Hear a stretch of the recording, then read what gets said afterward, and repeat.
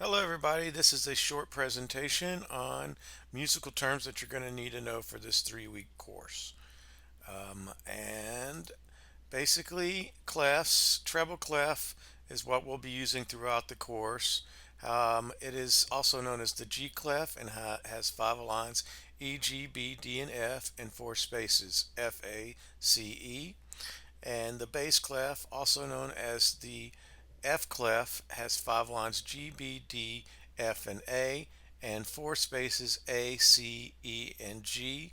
Again, you want to familiarize yourself the most with the treble clef, and most of these terms and stuff should be reviewed for most of you. But you definitely need to understand the concepts of everything I'm going to go over in this presentation. The treble clef will be what we will be using for the next couple of weeks for your rhythm and solfege projects. Let me see. I've also included this, which is kind of a little cheat sheet, because you may have known from past music classes that FACE spells out face. It's a good way to remember the spaces. Every good boy deserves fudge is a good way to know the lines, and that for the lines in the treble clef. Then down on the bass, the spaces: all cows eat grass, and the lines: good burritos don't fall apart, which is a new one for me. I don't. I can't even remember the one that I had when I was learning these, but I think that one's a new one. C. Key signatures. We all of our projects will be in the key of C. This is not something that key signatures aren't something that you have to know, but please start to familiarize yourself with key signatures. Uh, and also at least the definition of key signatures, and understanding that they are the sharps and flats after the clef, and name the key of the composition. The way it names the key of the composition basically is like, say you have one sharp for the key of G major. Basically, that takes this note, which is F, and always makes, anytime you see F in the piece, it unless you put a natural in front of it, that F will always be F sharp. So basically, when you keep putting the key signature in, automatically adds these into your, whenever these notes appear in the piece, these accidentals automatically are applied. So that is kind of the easy way around having to always enter them in before the note manually. So time signatures. Another thing you don't hardly have to know for the multiple choice exam. Same thing with the lines and spaces and key signatures. Those won't be in the multiple choice exam, but you, except for maybe the definition. Time signatures. The top number tells how many beats are in a measure, and the bottom number tells you what note gets the beat. We will be using 4/4 for the projects for the week 2 and week week 3 for your rhythm and your solfege projects. However, be familiar that with the 3/4 and 2/4, there's also 6/8 and some other. There's a lot of other different time signatures. You can even do, but I just want to kind of help you understand them. The bottom number basically tells you what kind of note gets the beat. The 4 represents the quarter note. So in 4/4, 3/4, and 2/4, the quarter note gets the beat, which is basically what if you're using a metronome, 4 beats per measure. That also, and also this tells you how many beats per measure. So 4 beats per measure in this one, 3 beats per measure, and 2 beats per measure for the 2/4. And it comes after the clef like this. In this example, is 3/4. Your key signature, by the way, would go in between the clef and the time signature. And but like I said, we'll be using 4/4 mostly. I think I might throw in a couple examples for 3/4 and 2/4 so you can kind of see the difference. But for this 3-week course, 4/4 is the main one you want to be familiar with. Notes. A whole note gets 4 beats and looks like this. Looks like a donut. Half note gets 2 beats. Looks like this. Quarter note gets 1 beat and looks like this. Eighth note gets a half a beat and looks like this. 16th note gets a quarter of a beat and looks like this.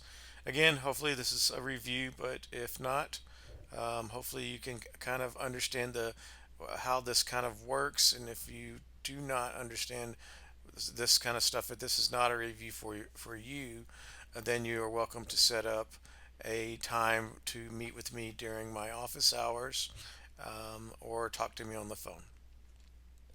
And let's move to the next one. Rests. It's the same concept as the notes. Whole rest gets 4 beats of silence and looks like this. Half rest gets 2 beats of silence and looks like this. Quarter rest gets a beat of silence and looks like this. Eighth rest gets half a beat of silence, looks like this. 16th rest gets a quarter beat of silence and looks like this. We will not be using dotted notes and rests on any of these projects, but I want you to be familiar with how the dotted note works. If there's a dot after a note or a rest, basically it gets the value of the note plus half of whatever the note is. So in the case of, say, a dotted half note, it gets the 2 beats of the half note plus what's half of the 2 beats would be 1 beat. So it gets a total of 3 beats if you see a half note with a dot by it. The dotted quarter note gets 1.5 beat. So it's the original 1 beat of the quarter note plus a half. The dotted rest, half rest gets 3 beats, which is the 2 beats of the regular rest and an extra beat. Dotted quarter rest gets 1.5 beats of silence and is the quarter rest plus a half of it.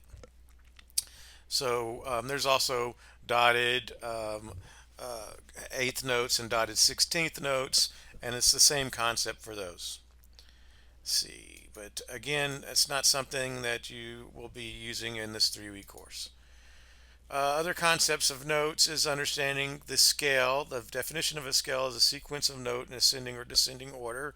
We will go over that more in detail when we go over solfege in week 3.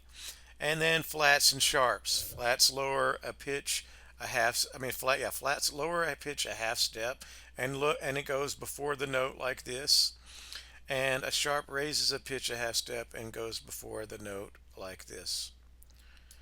Dynamics. These are some things you're going to want to know, and this for the note values, the note definitions, and the dynamics and their definitions are definitely things you're going to want to be familiar with for the multiple choice exam. And the crescendo symbol in this is like this. Gradually gets louder. Decrescendo looks like this. Gradually gets softer. Pianissimo is 2 P's, which is very soft. Piano is a P, soft. Mezzo piano is medium, stands for medium soft, and has an MP, or fairly soft. Mezzo forte or medium loud gets an MF and means just fairly loud, medium loud. Forte is represented by an F, that is loud. Fortissimo is 2 F's, very loud. And this for Zondo, for Shondo, or I have a hard time pronouncing that, is a sudden accent and is represented by this SFZ symbol. Thank you for watching this music vocabulary intro. You can review, I recommend to review this PowerPoint video as many times as you need, and to print out and review the PDF that I put, the PDF cheat sheet that I've also included in this module, and then take the multiple choice exam. Thank you very much.